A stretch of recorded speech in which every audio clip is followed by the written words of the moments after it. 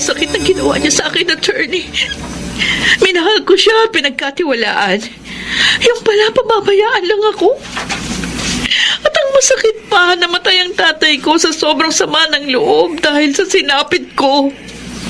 Hindi sa kinakampihan ko siya.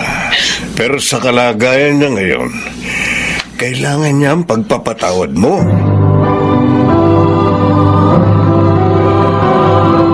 Handog ng DZRH ang tula sa kanyang panahon. May mga nakaraang nagbabalik sa kasalukuyan upang ituwid ang isang kamalian.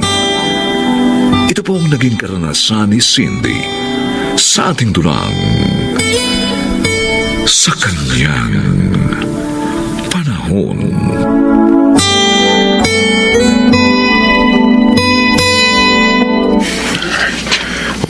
Iuwi mo na ako, Cindy. Tio Lucas, hindi po pwede.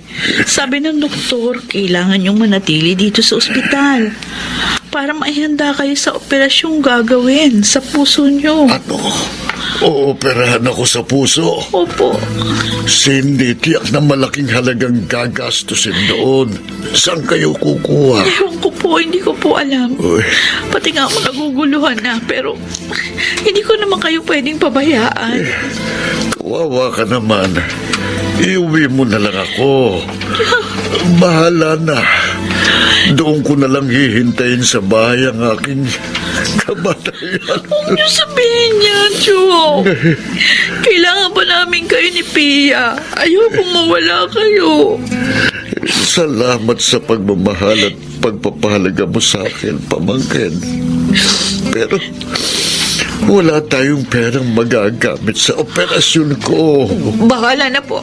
Basta, hahanap ako ng paraan.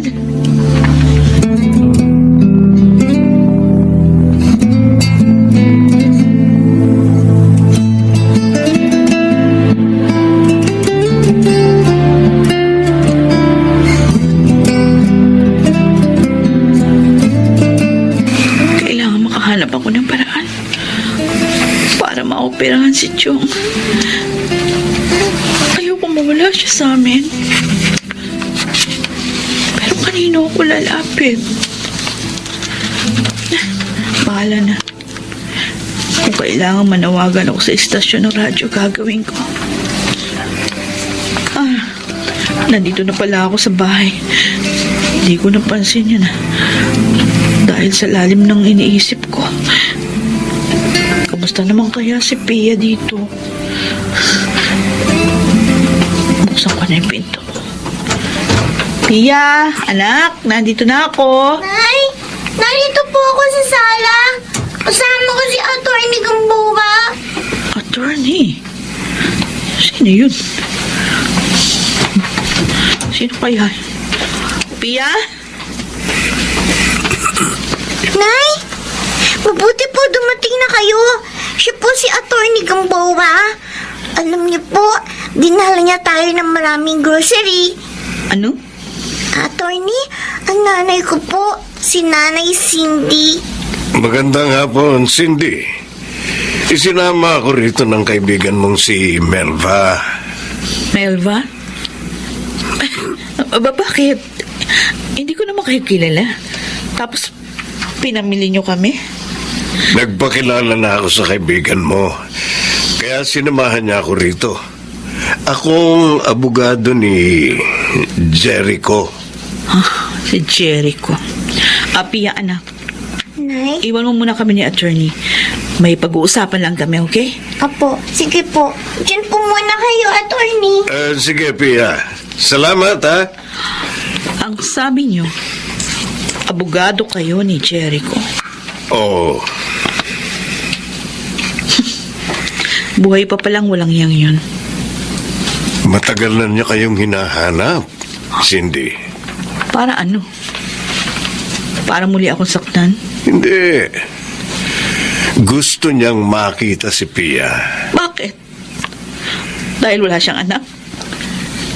Kaya gusto niyang kunin ang anak ko? Cindy... Attorney, umalis na kayo. At sabihin niyo sa lalaking yon, Hindi niya makukuha ang aking anak.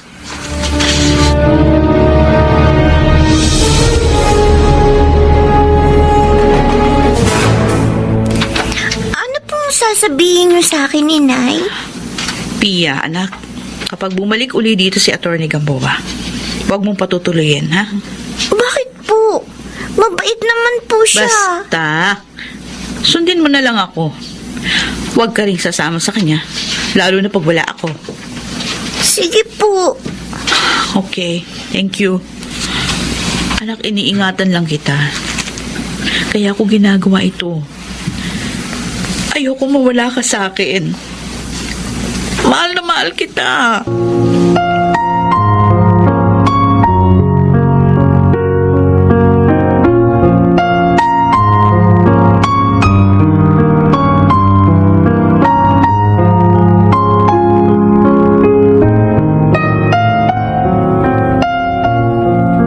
Bakit ginawa mo yon, Melba? Hindi mo dapat sinamahan ang abogado na yon sa tirahan namin ni Pia. Huwag kang magalit, best friend. Nagulat nga rin ako at nagtaka na makita ko siya. Yung pala, ipinahanap ako ni Jericho dahil nga hindi kayo makita ni Pia. Napakasakit ng ginawa niya sa akin. Tapos ngayon, gusto naman niyang kunin ang anak ko. Napakawalang iyan niya. Sinabi ba yun ng abogado? Aha? Hindi. O nakita mo na? Akala mo lang yun.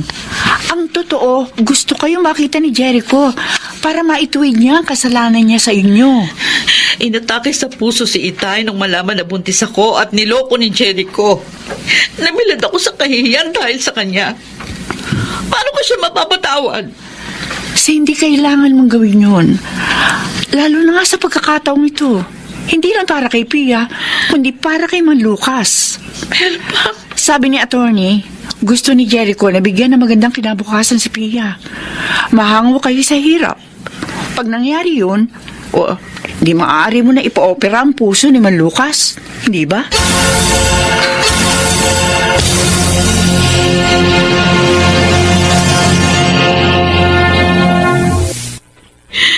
Salamat at pumayag kang makipag-usap uli sa akin, Cindy. talaga bang wala siyang balak kunin ng anak ko? Wala. Talagang wala. Gusto lang niyang mapunan ang pagkukulang niya sa inyong mag-ina.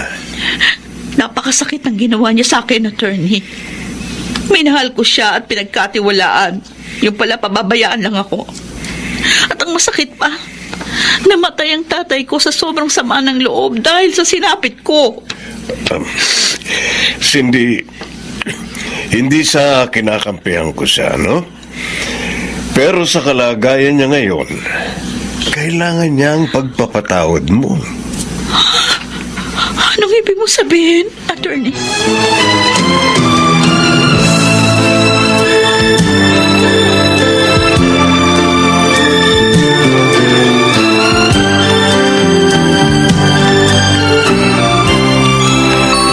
Speaking, Dr. Rosario. Please proceed. Totoo pala. Calling Dr. Totoo Rosario. palang sinabi ni Please proceed attorney. to the emergency room right now. May sakit si Jericho. Ibang-iba ang itsura niya ngayon. Bakit ganito? Bakit ako nasasaktan?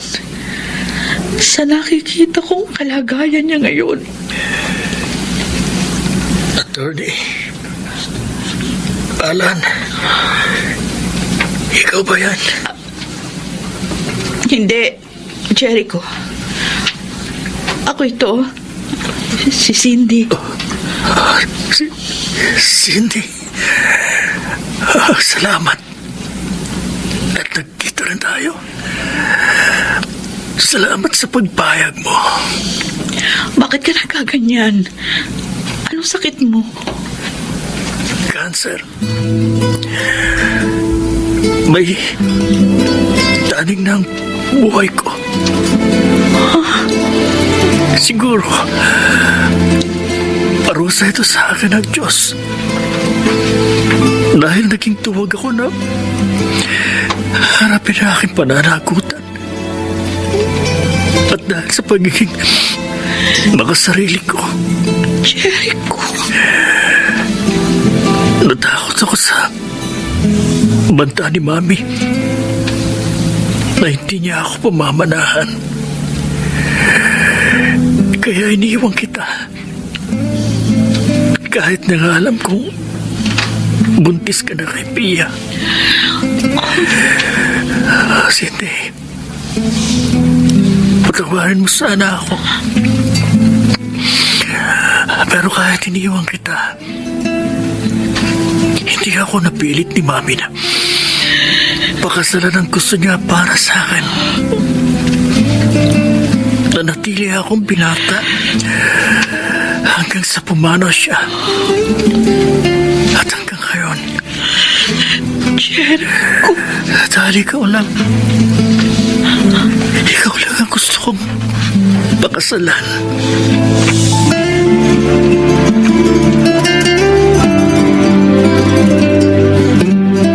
Po palang tatay ko. Oo, anak.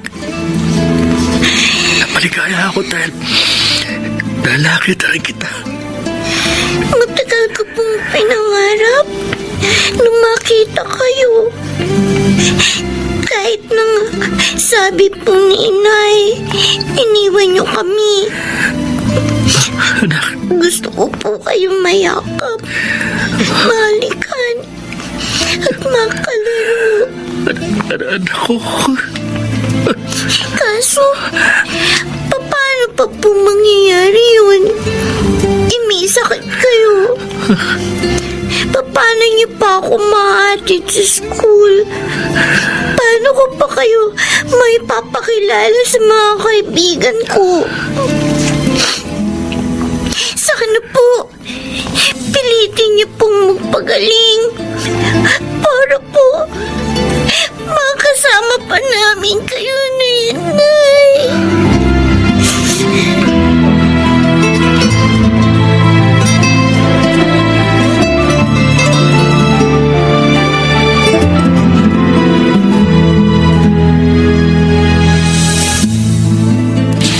Melba, ikaw na munang bahalang magpaliwanag kay Chong kung bakit hindi ako nakakadalaw sa kanya, ha? Ay, walang problema yon, Cindy. Ako na bahala kay Man Lucas. Sigurado nagtataka na siya kung bakit nasa private board na. Mamaya pupuntahan ko na siya para malaman na niya lahat na ikakasal ka. Kaya hindi mo siya mapuntahan. Ay, sayang lang wala siya. Hindi niya makikita ang kasal namin ni Jericho. Basta ang mahalaga, ikakasal ka na at makakaahon ka na sa hirap. Salamat sa iyo, Melba. Tunay ka talagang kaibigan. Wise decision ang pagpayag mo makasal kayo ni Jericho. Masaya rin ako sa gagawin ko. Dahil matutupad rin ang pangarap ko noon. Ang makasal sa lalaking mahal ko. Ha? Ang ibig mong sabihin? Mahal mo pa rin siya? Oo. Yun ang na-realize ko. Nang muli ko siyang makita. At gusto kong maging masaya kaming tatlo sa mga natitira pa niyang panahon dito sa mundo.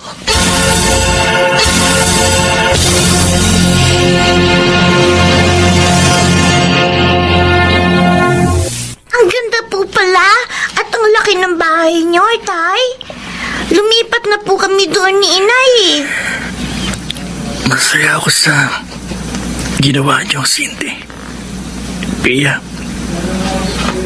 magiging komportable kayo doon. Isama niyo rin doon si Mang Lucas kapag magaling na siya. Salamat, Jericho. Thank you nga po pala sa mga damit, sapatos, at sa mga laruan, Tay. Ang saya-saya ko po talaga. Kasi ngayon lang po ko nagkaroon ng ganun kagagandang mga gamit. Mula ngayon, anak, puro magaganda na ang magiging mga gamit mo. Isinukat na rin niya ang susuotin sa kasal natin. Pasensya na kayo. Dahil sa ganitong paraan na lang ako pwedeng bumawi sa inyo. Kasi kaunti na lang natitirang panahon ko. Jericho, huwag kang magsalita ng ganyan. Oo nga po, Tay. Gagaling pa po kayo. Di ba sabi niyo, magpapagaling kayo para sa amin?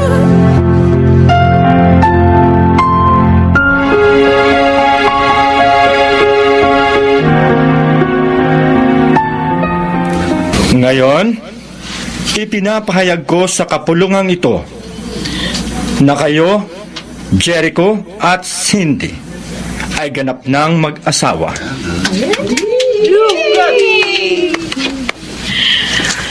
Yes! Kasal na sina Inay at Itay! Napakaligaya ko, Cindy. Dahil binigyan mo ako ng pagkakataong tuparin ang pangako ko sa'yo noon. Ako rin, Jericho. Napakaligaya ko. Akala ko hindi na ito mangyayari pa. Bakit po kayo umiiyak, Inay? Anak, luha ito ng kagalakan. Jericho, Cindy, Tay? ang ulo ko. sumasakit na naman ang ulo mo. Teka, Napakasakit. tatawagin ko, doktor! Hindi ko! Inay!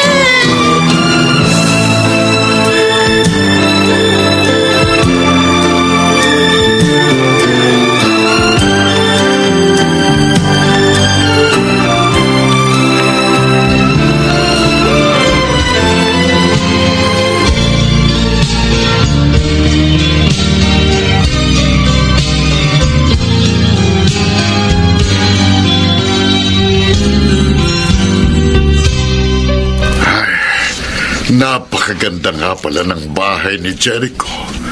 Sayang nga lang at wala na siya. Hindi ko na nakita pa. Jong, ibinilin po niyang isama namin kayo dito. Mabait talaga ang Diyos. Niloob pa rin niyang matupad niyo ang pangarap ninyo ni Jericho. Kahit sa maikling panahon. Tama kayo. Nakapag-iwan si Jericho sa amin ng mga magagandang alaala.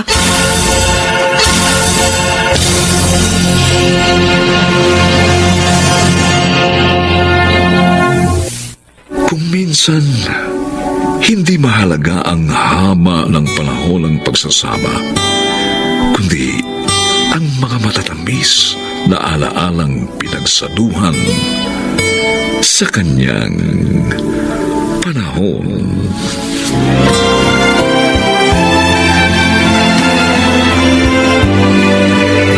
Mga nagsiganap: Rosana Villegas, Chiquit del Carmen Amor, Susan Robles, Lionel Benjamin, Maynard Landicho Jr., at Phil Cruz. Special sound effects, Jerry Mutia. Technical supervision, Eric Lucero at Bong Muyar. Musical scoring, Buboy Salonga. Ang ating kasaysayan ay mula sa panulat ni Thelma Corporal Alcantara. At sa pinagsamang direksyon ng inyong lingkod, June Martin Legaspi at Bobby Cruz. Sa kanyang panahon.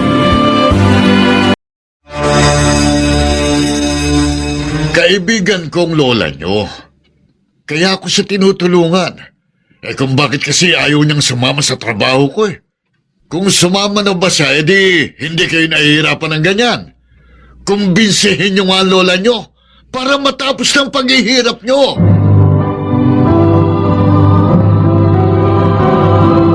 Handog ng DZRH ang dula sa kanyang panahon.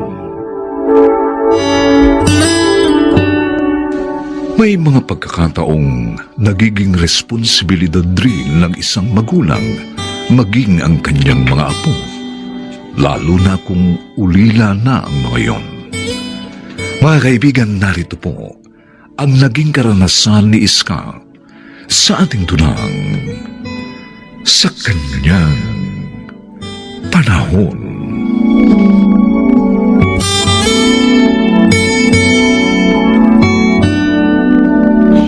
Ito ang bahay namin ng nanay nyo.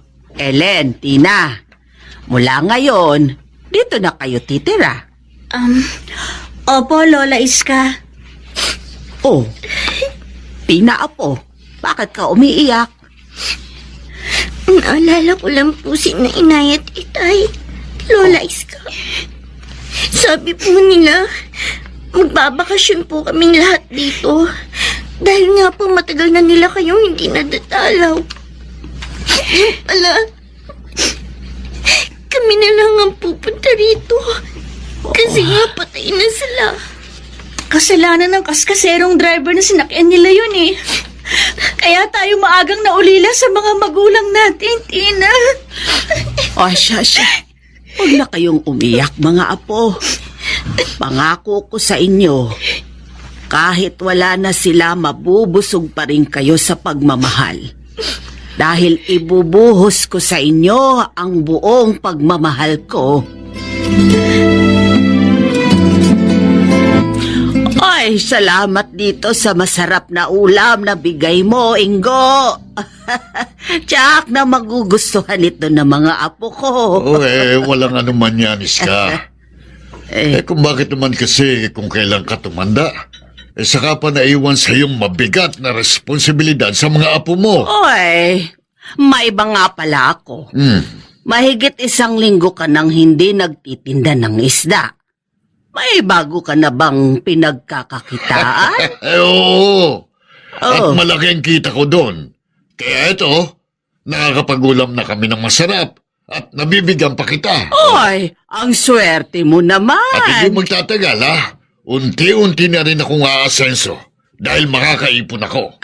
Ano ba yung pinagkakakitaan mo ngayon? Taga, mabuti pa. Sumama ka na lang sa akin para malaman mo. Ha? Kapag sumama ka sa trabaho ko, mabubuhay na kayo ng maayos ng mga apo mo.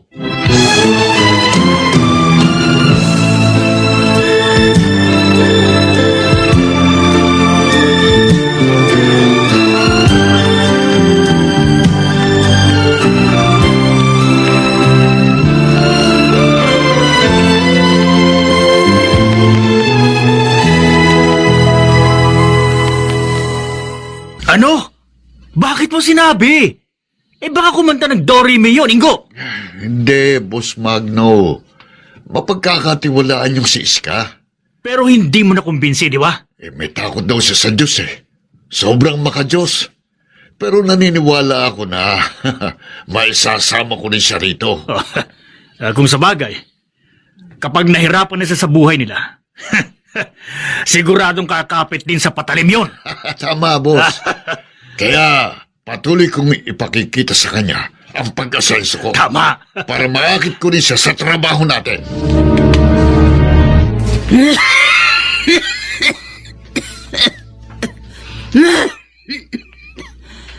Sama ng pakiramdam ko. Hindi ko yata kayang magtinda ngayon. Pero kailangan namin ng panggastos sa mga apo ko. Lola? Inuubo po kayo ah. Masama po bang pakiramdam nyo? Oo nga, Ellen, apo. Siguro dahil madalas akong maulanan itong nakaraang araw. Lalo na kahapon. Kaya heto, siningil na ako ng katawan ko. Kung papayag po kayo, Lola, kami na lang po ni Tinang magtitinda ng mga niluto natin kakanin. Baka mahirapan lang kayo. Hindi po. Kaya po namin yun. Pati nga po magluto ng mga kakanin, kaya na rin po namin eh. Kasi nga po, bukod sa naturuan kami ni Inay, tinuruan nyo rin po kami. Magpahinga na lang kayo dito, Lola, para mabilis po kayong gumaling. Maswerte talaga ako sa inyong mga apo. Ang babait ninyo. Maunawain at mapagmahal pa.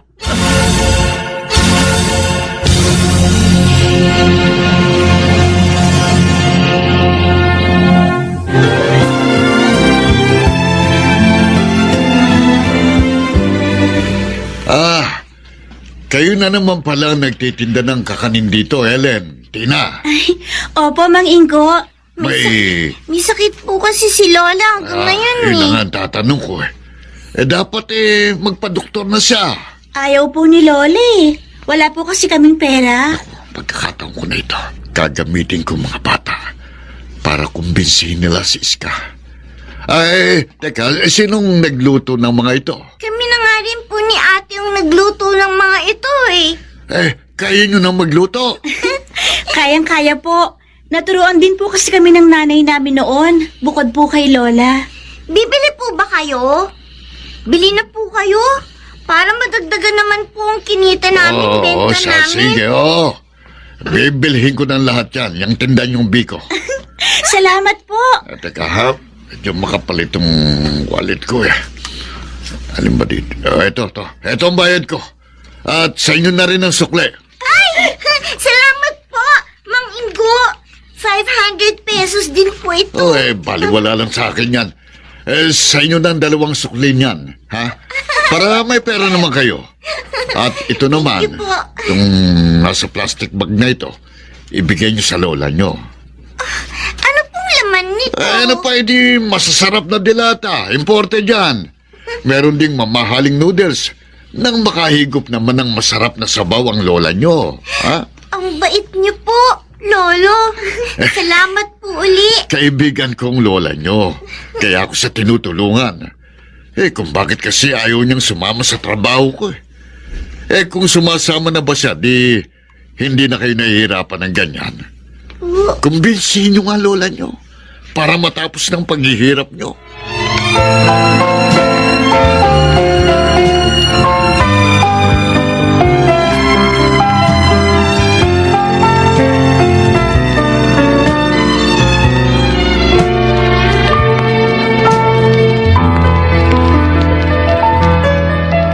Ilang minuto na ako rito.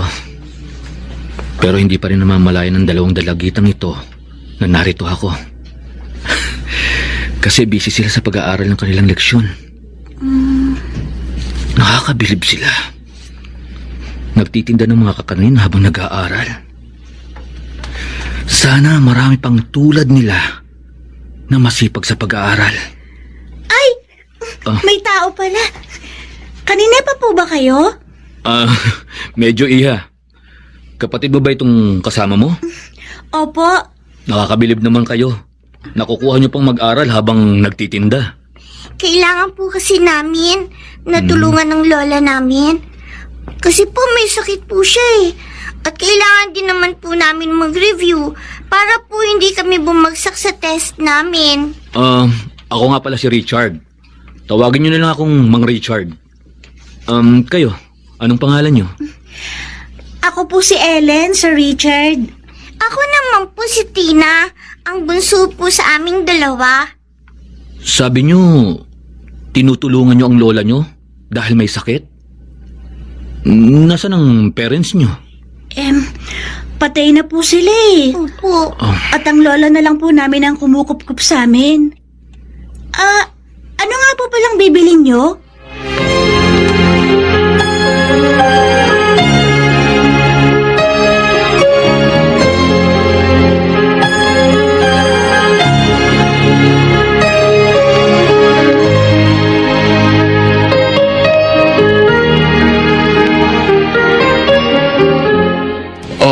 Ayan na mo.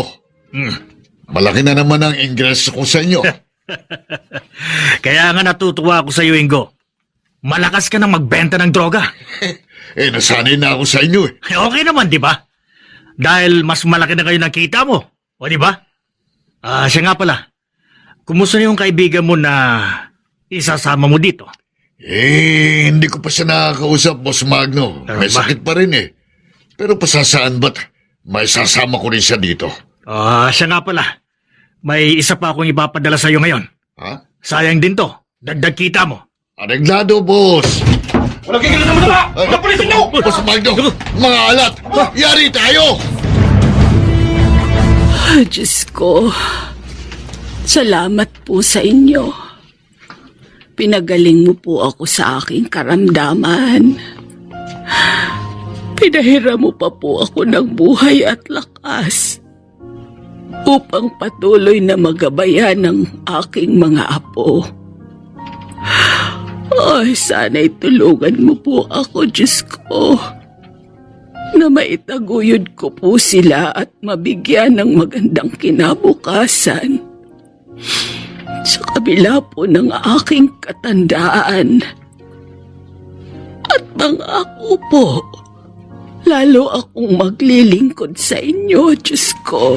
Lola? Tina, bakit? Lola, may babalita po ako sa inyo. Balita? Ano yun? Si Mang Ingo po. Oh. Hinuli po ng mga pulis. Sabi po ng anak po niya. Ano? Opo! Nagtitinda raw po sila ng droga. Diyos ko! Yun na nga bang sinasabi ko? Kaya ayaw kong sumama sa trabaho niya. Kahit na nga malaki pa ang kita. Dahil masama yun. Masama po palang trabaho niya, Lola. Mabuti na lang, hindi po kayo sumama. Dahil ayaw kong mapahamak, Apo. At ayaw ko ring madamay kayo sa hindi magandang maaari kong sapitin. Kaya tiniis ko na lang ang kahirapan natin. Lola, hindi po baling mahirap tayo. Basta magkakasama lang po tayo. Oo, Apo, Tina. Hindi tayo maghihiwa-hiwalay. At naniniwala ako, lalong hindi tayo pababayaan ng Panginoong Diyos.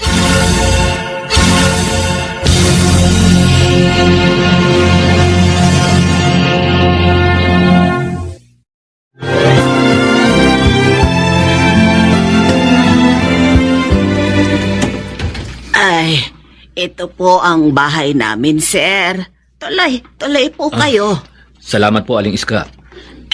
Ellen! Tina! Hali kayo dito mga apo, may bisita tayo. Lola? Sino pong bisita? Ay, Sir Richard! Ay, magandang hapon po, Sir Richard. Magandang hapon din sa inyo.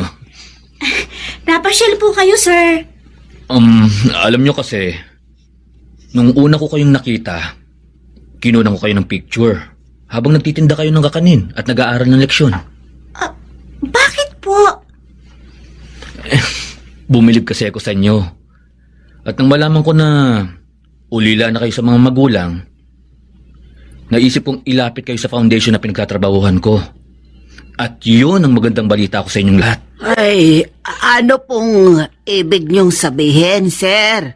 Naipasya po ng foundation na tulungan sina Ellen at Tina sa pag-aaral hanggang sa makatapos po sila. Totoo po, sir? Oo, Ellen.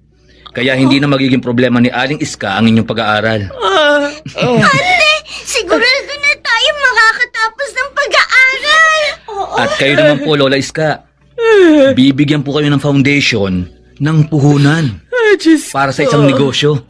Diyos ko, salamat po. Maraming salamat po.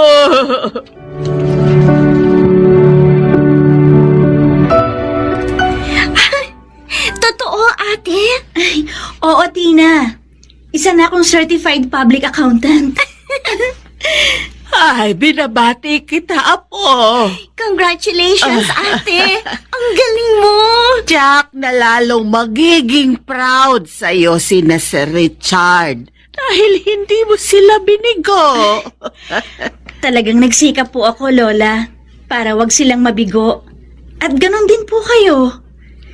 Inspirasyon ko po kayo, Lola. Dahil sa matyagang pagsubaybay at pagmamahal niyo po sa amin ni Tina. Ay talagang hiniling ko sa Diyos na tulungan niya akong magabayan kayo kahit matanda na ako. At nagpapasalamat ako ng labis sa kanya Dahil nakaya kong harapin ang responsibilidad na iniatang niya sa akin.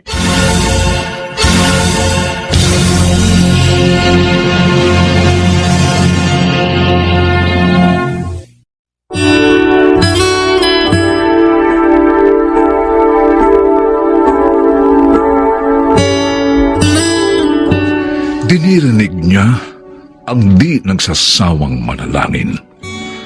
Ipinalalasap ang tamis ng tagumpay sa kanyang panahon.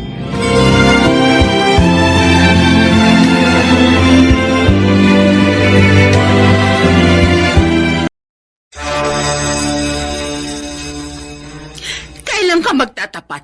Kapag nabuntis ka na ng lalaking yon at iniwan? Sobra naman kayong humusga sa kapwa. Hindi niyo pa nga siya nakikilala, ganyan na kaagad ang nasa utak ninyo.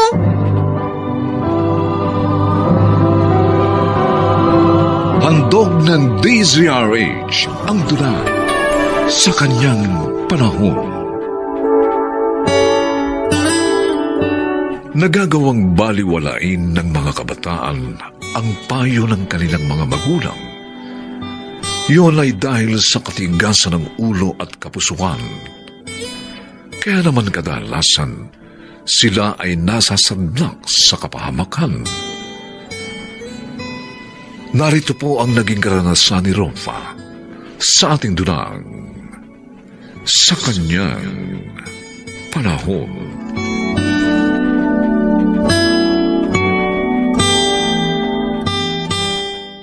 Yun ang sabi ni Kuya Elmo, Rofa. May papasok ka raw niya doon dahil kilala niya ang naghahanap ng kasambahay. Ito yun naman eh. Oh, Ayoko nga maging katulong. Hindi naman ako sanay sa mga gawaing bahay eh. Sa anak ko nga lang, hirap na ako mag-alaga. Papasok pa ba akong katulong? Pambira naman si Tio Elmo. oo, ka nang mainis. Gusto lang niyang matulungan kang kumita. Oo nga naman, anak.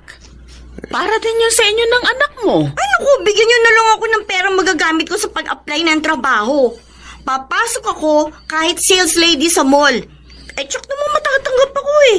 Dahil maganda at matangkad ako. Eh, paano ang baby mo? Sinong mag-aalaga?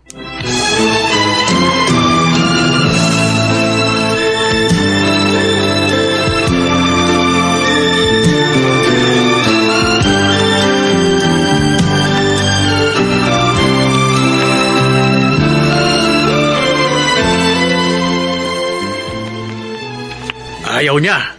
Eh bakit, Noel? Kuya, mas gusto raw niyang magtrabaho sa mall. O sayang naman kasi. Doon siguradong hindi siya mahihirapan. Dahil apat silang katulong. Isa pa, malaking magpasweldo si Ma'am Pilar. Mababait pa. Ayaw niya talaga, kuya. Hindi raw siya sanay sa mga gawaing bahay. Ngayon umalis siya para mag-apply ng trabaho. Oo, talagang anak niyong yan, oo. Isa na ina pero tamad pa rin. Sana lang hindi siya mapahamak sa napili niyang trabaho. O di, paano ngayon yan? Di si Gina nag-aalaga sa apo ninyo.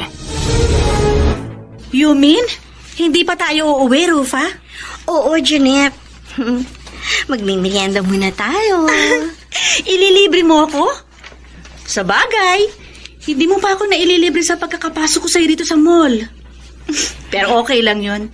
Best friends naman tayo eh. Hindi ako ang manlilibre, Jeanette. Hindi ikaw. Mhm. Eh sino?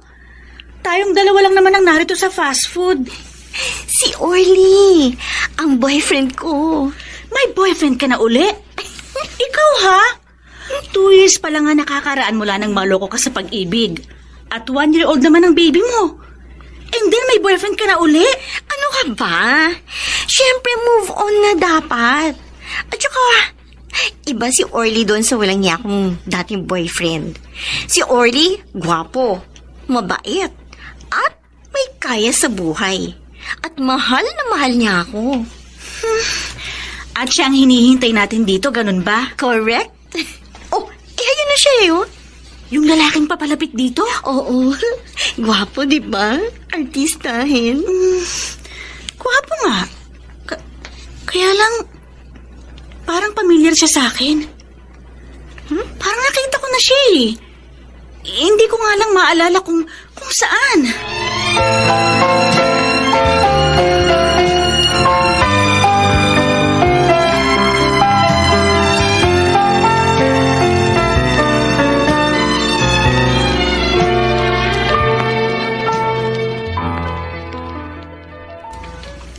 Kung ayaw mo na dito sa park, di manood na lang tayo ng sine. Tamang-tama, dahil may movie akong gustong panoorin eh. Okay, sinabi mo eh. Alam mo namang ikaw ang boss ko. Thank you. Ang bait mo talaga. Pero pagkatapos ng sine, kain tayo sa favorite kong restaurant. Kakain pa? Bakit? Ayaw mo ba? Gagabihin na kasi ako ng gusto, Orly eh. Baka magalit sina Inay at Itay. Rufa, you're old enough. Alam ko. Pero hindi pa nila alam ang tungkol sa relasyon natin, di ba? Eh di sabihin mo na lang, pinag-overtime ka uli. Then bibilhan ko na lang sila ng pasalubong. Para lalong hindi makahalata. Gagawin mo yun? Oo naman. Alam mo namang malakas ka sa akin eh. Kasi nga, love na love kita.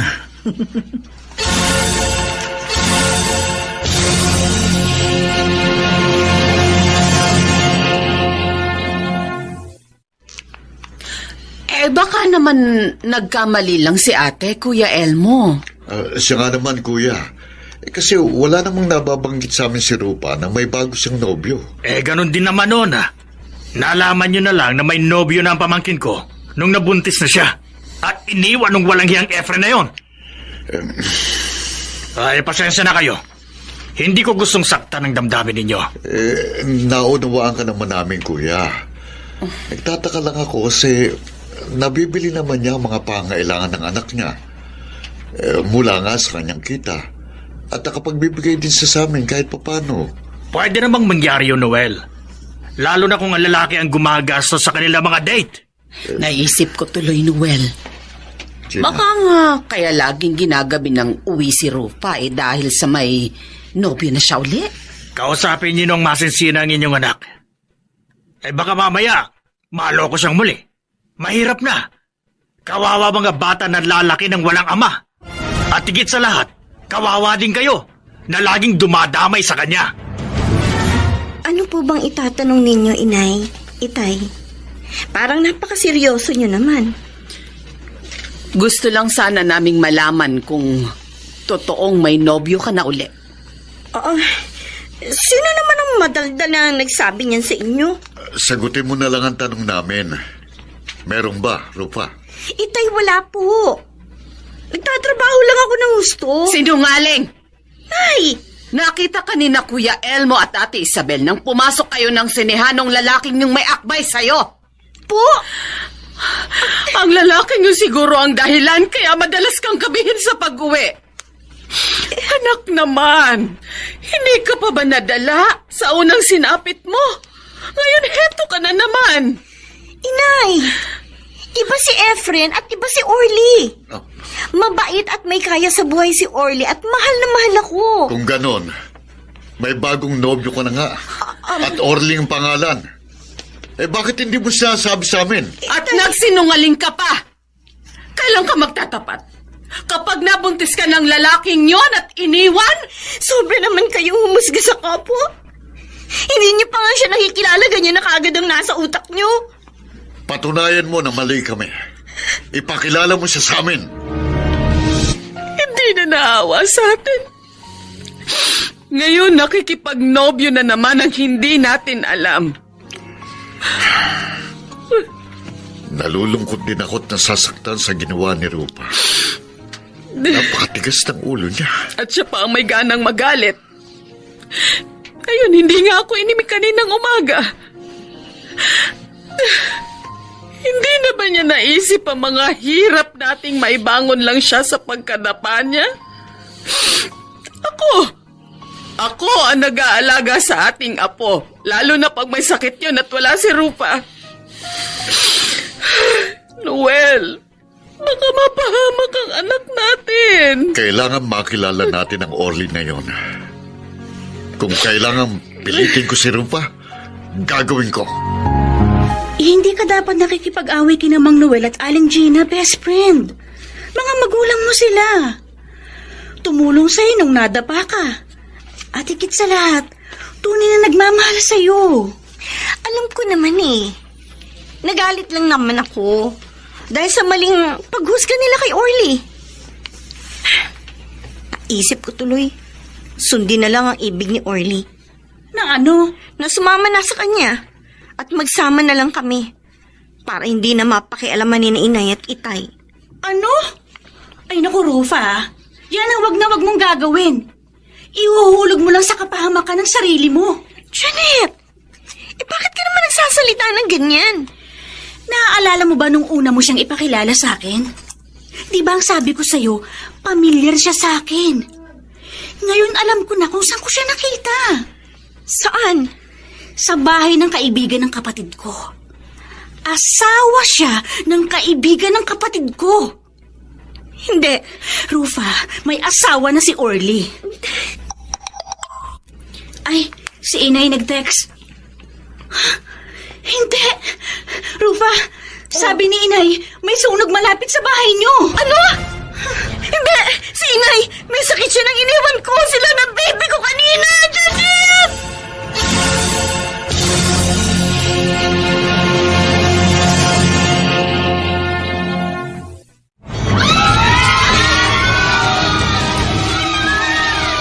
Oh, Diyos ko!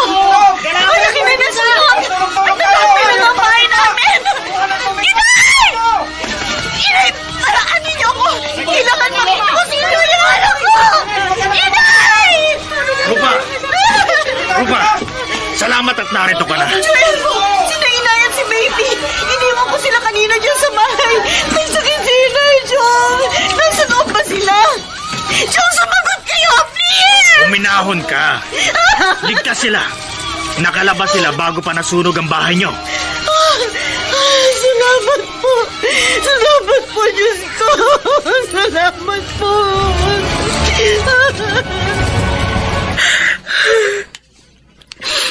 Nalulungkot ako sa nangyari sa buhay natin, Noel.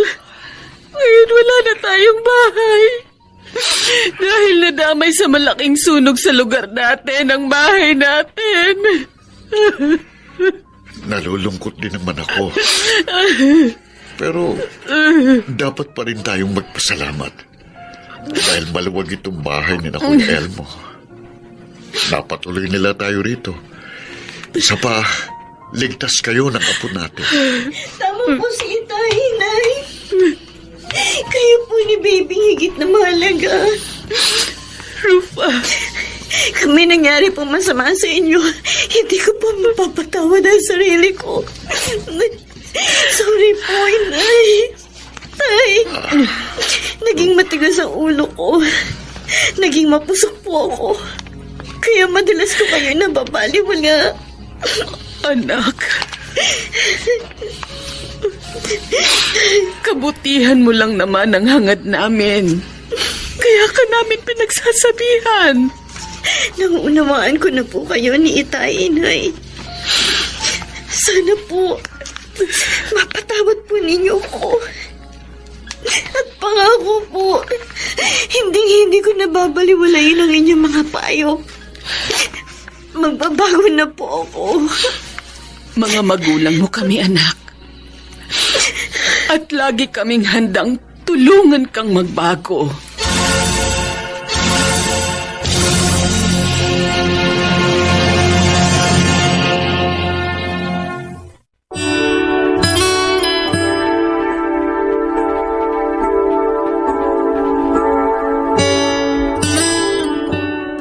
Kung magiging masunurin lamang at tapat sa magulang ang mga kabataan, marami ang mababawas sa mga naliligaw lang landas. At gaganda ang kanilang bukas sa kanyang panahon.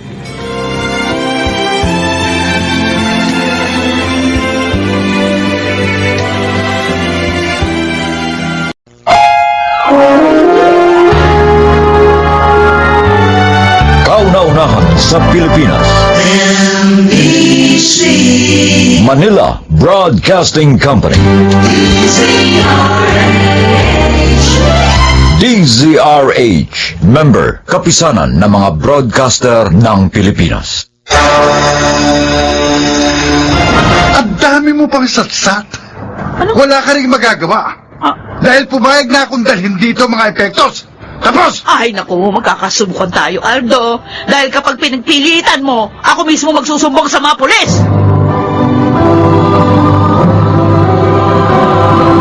Handog ng DZRH ang tula sa kanyang panahon. Nabibigyan nga ba ng dignidad ng karapatang umunlad ang isang tao sa paraang hindi nakasasakit o nakasasama sa kapwa? Mga kaibigan, narito at ating pakinggan ang naging karanasan ni Chola sa ating dulang sa kanyang panahon.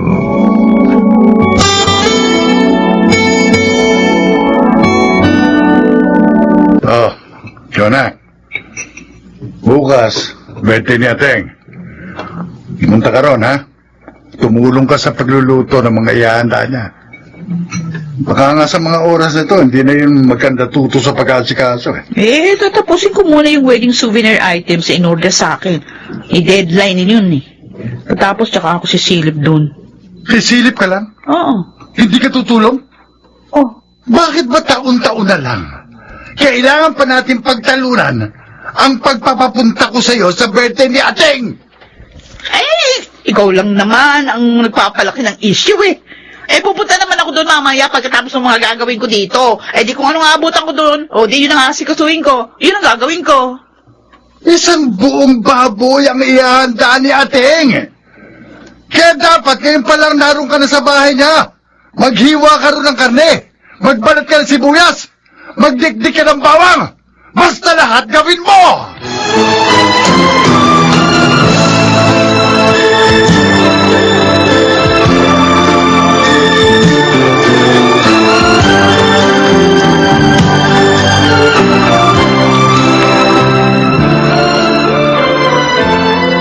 Anong sabi mo, Elsa?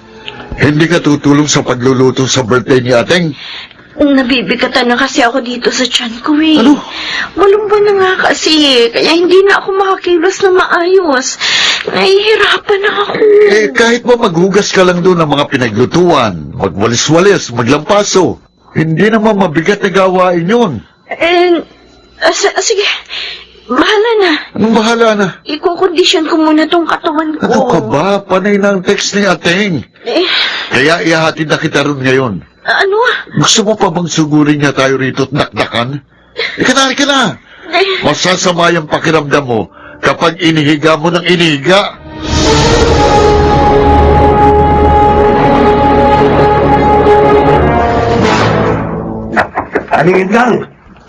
Alingin lang! Boses ni Dory yung naririnig ko Maaga ba siya makikikain? Alingin lang! Hindi wala pa nga ako na iluluto sa mga handa ko. Bakit anong oras na? Hindi pa rin pumupunta rito si Nachon at Elsa. Kinagalit na naman ba ako ng mga babaeng to? Napagbuksan naman ang pinto tong si Doro. Sa gano'n siya muna patulungin ko hanggat wala pa yung mga hipag kong palakontra at mga arte. Alingin lang! May dala ho akong mga item. Pero iiwan ko muna rito sa inyo dahil nahabol ako ng pulis. Ay! Hoy! Ay! Sandali! Birthday ko ngayon, hindi ko maasikaso ang mga ito. Basta kayo na ho ang bahala sa mga yan. Ano? Saka na tayo magbayaran. Tatawagan ko na lang ho kayo. Kailangan ko na umalis para mailigaw ko yung pulis na umahabol sa akin.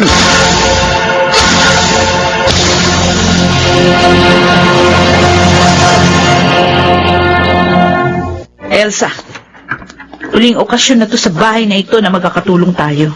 Huwag mo nang asahang makakasama mo pa ako sa mga susunod. Ha? Anong ibig mong sabihin, Chona? Siguro naman. Karapatan ko palayaan ang sarili ko mula sa pandidikta ni Ateng. Yung kung dumating ang araw na hindi ko na kayang magdesisyon para sa akin sarili dahil lang sa mas nagiging makapangyarihan yung mga salita niya. Alam mo, ang totoo, Ganyan na rin ang nararamdaman ko, Chona. Matagal na. Sinasabi ko rin ito kay Nomer pero hindi niya ako pinakikinggan. Ako, alam ko magagalit din sa akin si Aldo sa desisyon ko na to. Pero kung kailangan niya magalit para maunawaan ako, nakanda akong harapin yung galit niya. Pero ako, paano ko ipaglalaban ang sarili ko, Chona? Lalo na, nasa ganito pa akong kalagayan ng pagdadalang tao. Alam mo, hindi lahat ng panahon ng pagtitiis, Elsa. Hindi rin kinakailangan ng mahabang panahon para sa pagpapasya dahil dapat ginagawa ito sa lahat ng pagkakataon.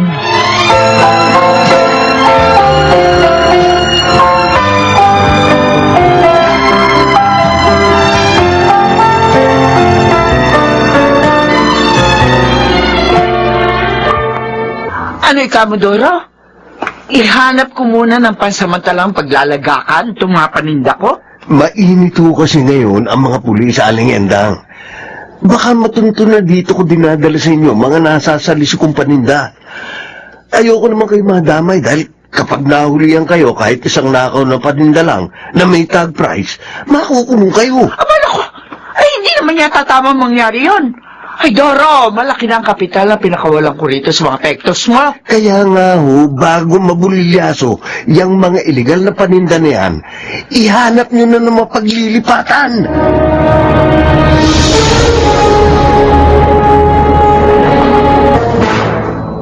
Ay, hindi, Aldo!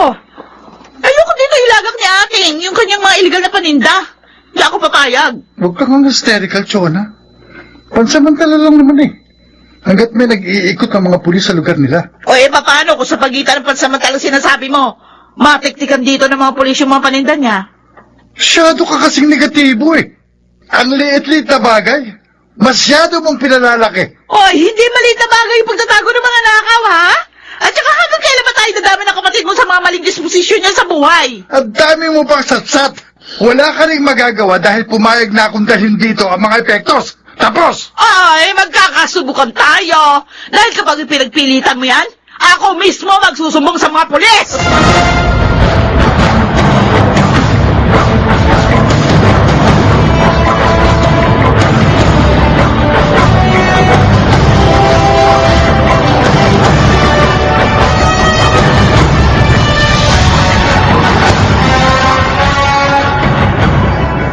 Nai-influensyahan ka kasi ni Chona, kaya hindi mo na rin sinusunod ang mga sinasabi ko, Elsa. Nomer, hindi ka ba naaawa sa kalagayan ko? Kabuhanan ko na. Kung magkaroon ng raid dito dahil sa mga paninda ni Ateng at kasama ako madampot ng mga pulis, paano na? Puro ka raid! Diyan ka na nga, visit ka!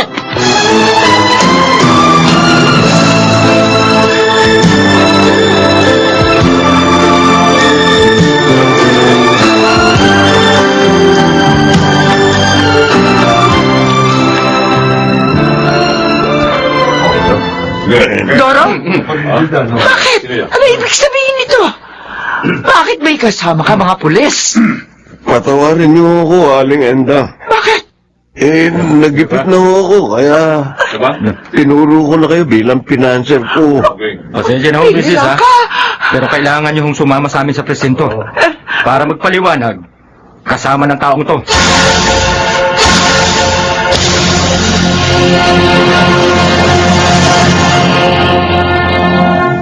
Sinunod naman kita sa maraming pagkakataon na hiningi mo sa akin.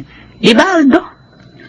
Nung ipatubos mo sa akin ang lupa't bahay na ito na isinanla ni Ateng, lahat ng pera ko nilabas ko, lahat ng ipon. Nising ko nga, wala naman akong napakinabangan sa perang pinagsanlaan nito. Malaki nga kasi ang utang na loob ko kay Ateng. Kung hindi dahil sa kanya, hindi ako makapag-aaral kahit vocational lang. Makapagtatrabaho ba ako sa radiator shop kung hindi dahil doon? Alam mo ba, kahit nalabag sa loob ko dahil mamawalay sila sa akin, pinili ko pa rin sa dormitoryo malapit doon sa eskwelahan nila tumira ang dalawa nating anak. Ayoko madamay kasi sila sa mga sumbat at paniningil ng utang na loob ni Ateng sa'yo, Aldo. Ayokong pati sila mamulat sa mga maling pangangatwiran na maririnig mula sa inyong magkakapatid. Palpak na pamumuhay, palpak na disposisyon.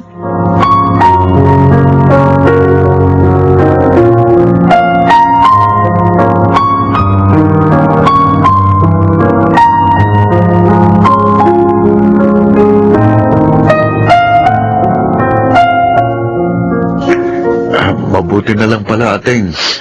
At maliit na halaga na lang yung kabuuang mga nakuwang paninda sa'yo ng mga pulis.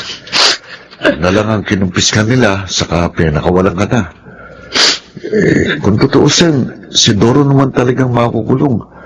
Dahil nahuli siyang sinasalisya ng isang sakong ladies' wear sa isang mall sa Divisoria. Naibenta ko na nga kasi ang karamihan sa mga epektos. Pero dahil sa nangyari ito, ayoko na ng ganong klaseng hanap buhay. Pati kayo, muntik pang madamay.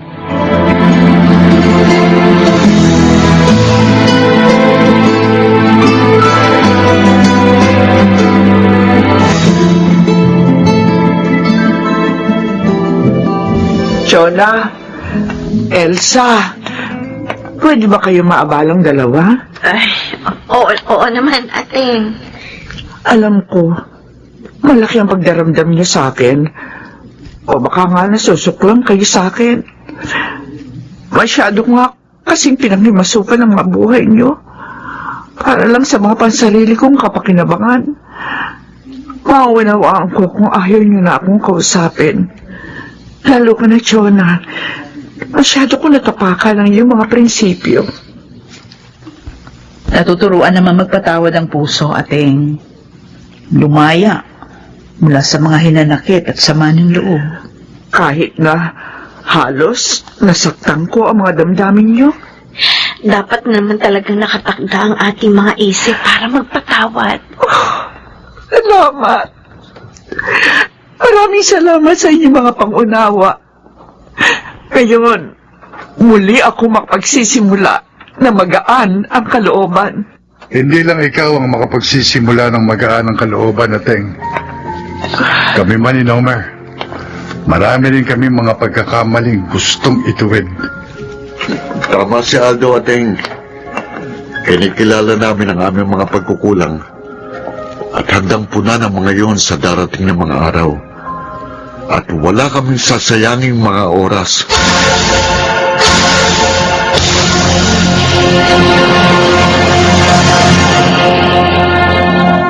Hanggat nabubuhay ang isang tao, karapatan niyang madama ang pagpapahalaga sa kanyang dignidad at patuloy na pagsasaalang-alang sa lahat ng makabubuti sa kanya sa kanyang panahon.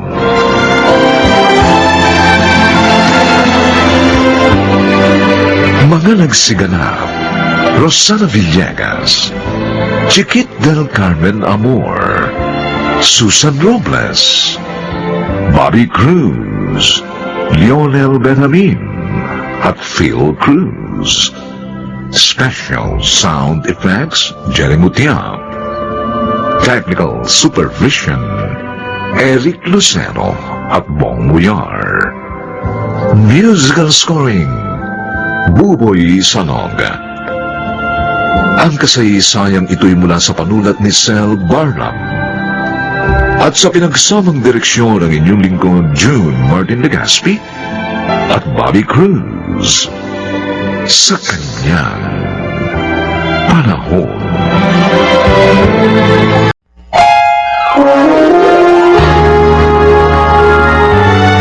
Kauna-unahan sa Pilipinas.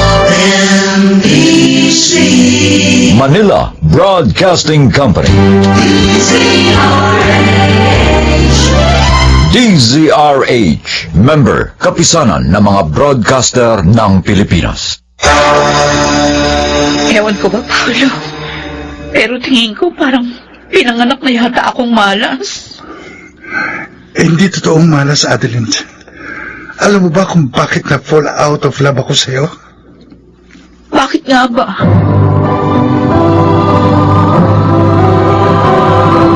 Handog ng DZRH ang dula sa kanyang panahon.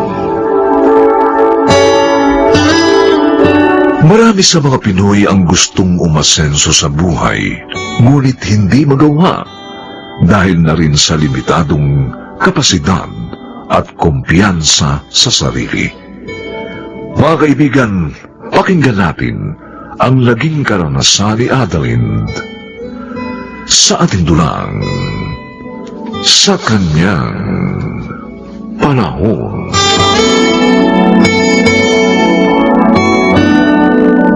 Oh, Adeline, ito na yung pera. 10,000 pesos siya, na. Salamat. Pauutahin kita ngayon para mabayaran mo na yung mga utang mo doon sa mga kapitbahay mo. Huwag ka mag-alala. Bayaran mo na lang ako kapag nakaluwag-luwag ka na. Oo. Salamat, Celine, ha? Tatanawin kong malaking utang na loob ito sa'yo. Hindi bali, pag nagkapera ako, mababayaran din kita. Promise. Uy, ano pa? Wala ka na bang balak ayusin yung buhay mo? Ay, alam mo, no-obserbahan ko sa'yo. Simula nung naghiwalay kayo ni Paulo 5 years ago, parang nagre-rebelde ka na sa sarili mo. Unti-unting nawala yung Adeline na nakilala ko. Yung masipag, may ambisyon, yung matalino, at yung masiyahin. oo nga eh. Sa totoo lang, mula na maghiwalay kami, parang nawala na ako ng gana sa buhay. Bes, hindi naman ibig sabihin na kapag naghiwalay na kayo ng asawa mo, hihinto ng pag-ikot ng mundo mo. Kung tutuusin, dapat nga lalo kang magsumikap ng umasenso. Ipakita mo dun sa asawa mo na kaya mo mabuhay nang wala siya. Adeline, huwag mong hayaang masira ang buhay mo nang dahil lang sa galit ka sa pangiiwan sa'yo ng asawa mo. Alam mo, sa totoo lang, Bes, nabababawan talaga ako sa reason mo na si Paolo ang dahilan kaya ganyan na naging buhay mo. Sabay tayong lumaki at nakapag-asawa. Para na rin tayong magkapatid. Kaya concerned ako sa'yo. Gusto kitang tulungan baguhin yung buhay mo. Pero, syempre, nasa iyo pa rin ang motivation. Siguro kaya ako minalas. Dahil sukob tayong dalawa. Sus naman, Adeline. Hindi totoo yung kasabihan na sukob na yan. Nagkataon lang na mali ka ng pinakasalan. Kaya ganyan ang nangyari. Di ba nga sinabi ko na sa'yo dati, naramdam ko na si Dahis, yung lalaking yun. Kaya nga binalaan kita na ihanda mong sarili mo kung sakali mang lumadlad yan. Ayun na nga, hindi ako nakinig sa'yo eh. Hindi ako nakapaganda doon sa paglaladlad niya. Pero syempre, hindi pa rin excuse yun para magrebelde ka sa sarili mo. You know, hindi naman naapektuhan si Paulo sa ginagawa mo yun. Dahil sa huli, ikaw din ang lalabas na kawawa at talunan.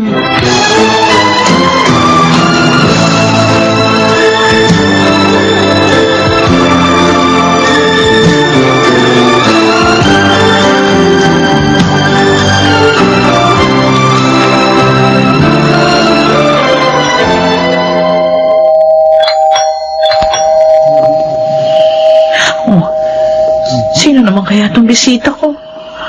Ay, baka maniningil na naman ng utang. Ay, pala na nga. Good morning po, ma'am.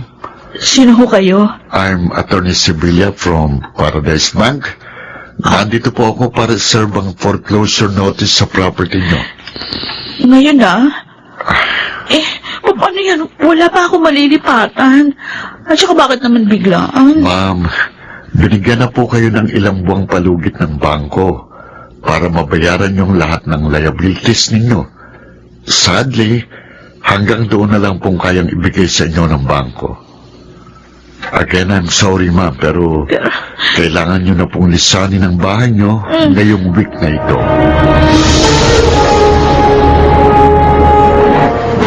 Ganun ba ang nangyari? Uy, paano na ngayon yan, Adeline? Saan ka natitira ngayon? Yun na nga, hindi ko alam. Patay na parents ko, tsaka wala naman silang naiwan na ari-arian sa akin.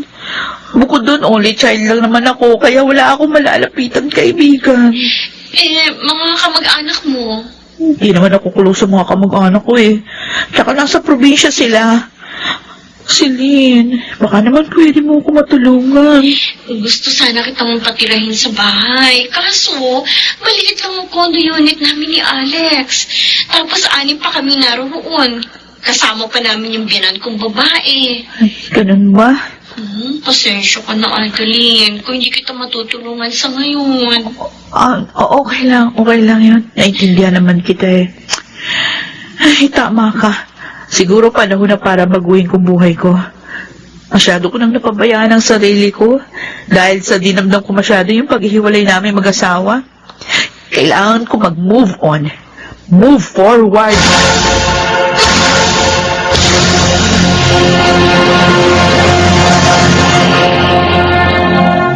Balitaan ko yung nangyari sa dating bahay niyo ng anak ko. Na-foreclose na pala yun ng bangko. Opo. Saan ka ngayon nakatira? Umupa po ako ng isang maliit na kwarto. Gamit yung natira naming savings ni Paolo sa bangko. Kaso naubos na ho yun Ay, Nay.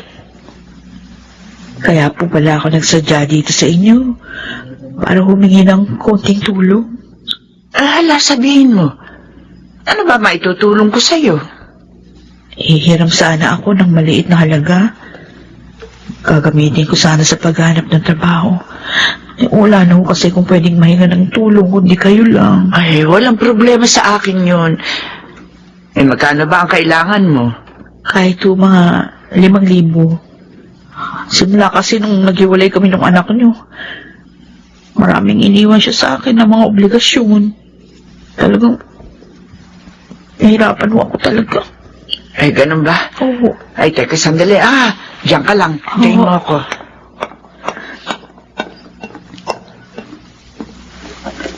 Adeline! Ay, ere, tanggapin mo. Nay! Ay, ang laking halaga naman ho nito. 15,000. Ipon ko yan doon sa nakukuha kong pensyon kada buwan. Gamitin mo yan para sa pagsisimula mo ng bagong buhay. Ay, sige na, tanggapin mo na ito. Uy, salamat po, Nay. Huwag kayong mag-alala. Kapag nakahanap agad ako ng trabaho, babayaran ko kayo agad. Ay, bahala ka kung kailan mo ako gustong bayaran. Ay, basta ang importante lang naman sa akin, ay makita kang umasenso sa buhay.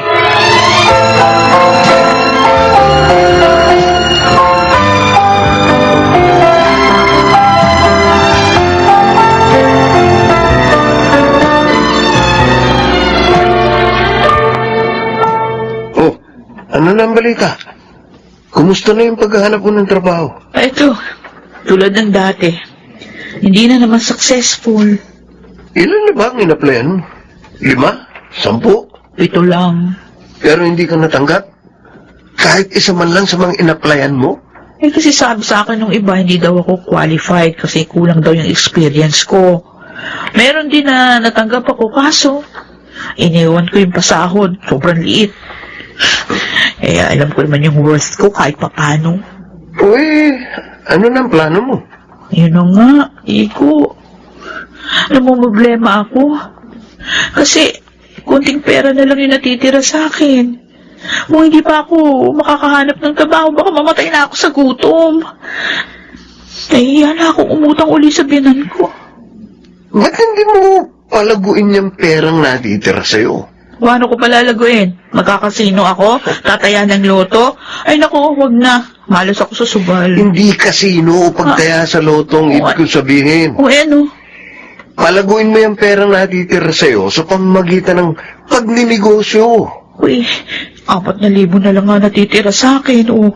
Paano ako makakapagsimula ng negosyo sa ganito kaliit na halaga? Maraming negosyo nagsisimula sa maliliit na halaga.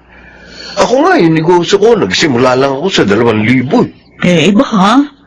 Di naman ako katulad ng swerte. Ano naman ang pinakaiba natin? Pareho lang naman tayong tao. At saka hindi darating sa iyong swerte kung mahina ang kumpiyansa mo. Sige nga, sabihin mo nga sa akin, anong pwede kong itayong negosyo sa ganitong kaliit na halaga? Bakit hindi mo subukin mag-online selling? Oo. Suggestion lang subukin mong ibenta online yung mga sabon na minamanufacture ko. Mabenta ba yan? Oo naman. May mga online sellers nga ako At malaking kinikita nila. Oo. Saka, depende yan sa nagbebenta. Kung maganda ang sales stock mo, sigurado, kikita ka na malaki. Sige, Kiko. Pag-isipan ko.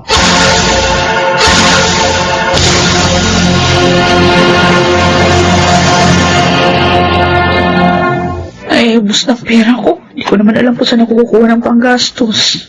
Natatakot naman akong sumugal dun sa online selling na suggestion ni Kiko dahil natatakot akong malugi.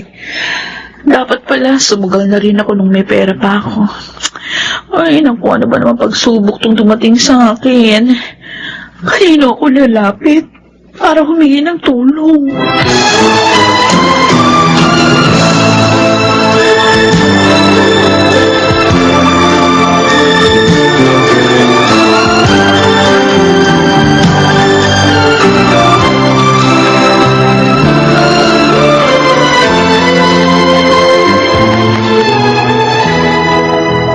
Pasensya ka na sa akin, Paolo, ako naabala kita.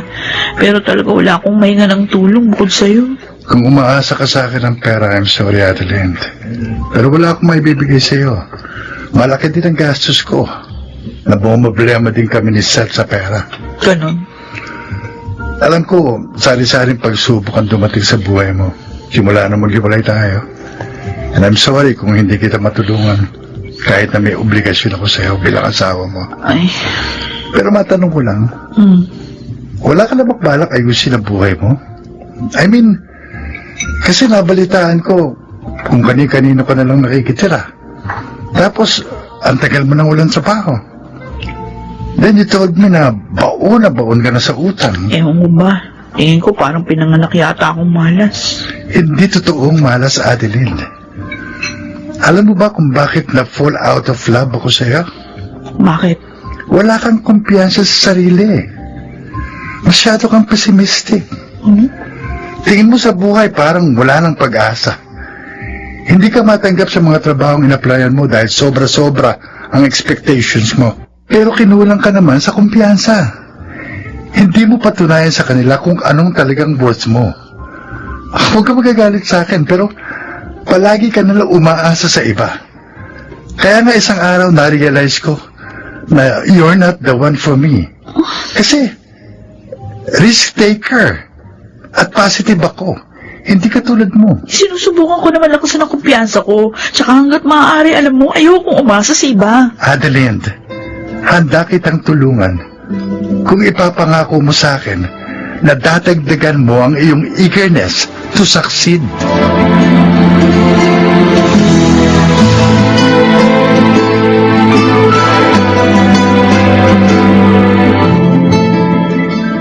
O mga suki, tapos ko nang i-present sa inyo yung mga dekalidad na sabon at dishwashing soap na binibenta ko.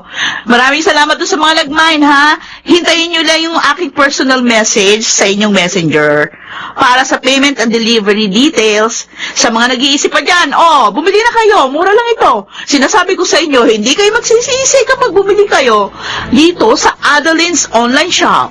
Okay? Hihintayin ko ang mga orders nyo. Bili na!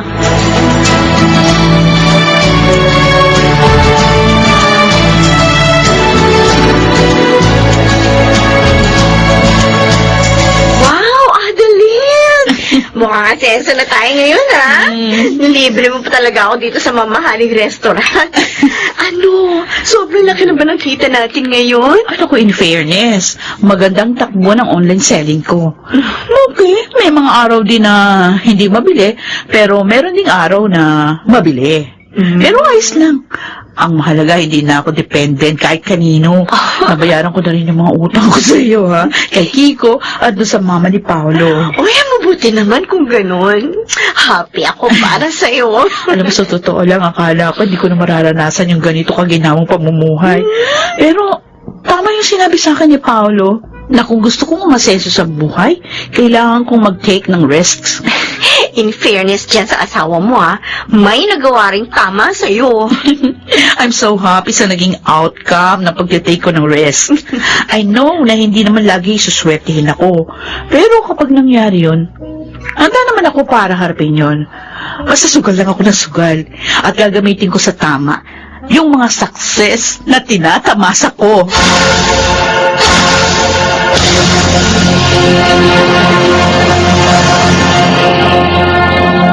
Hindi masama na sumugal ka para sa iyong tagumpay. Kailangan mong mag-take ng risk dahil siguradong mag-iiwan sa ito ng mga aral. para magamit sa iyong mga tamang desisyon sa buhay. Tandaan natin na lahat ng bagay pinaghihirapan. Di matamis ang tagumpay kung walang paghihirap na nararanasan sa kanyang panahon.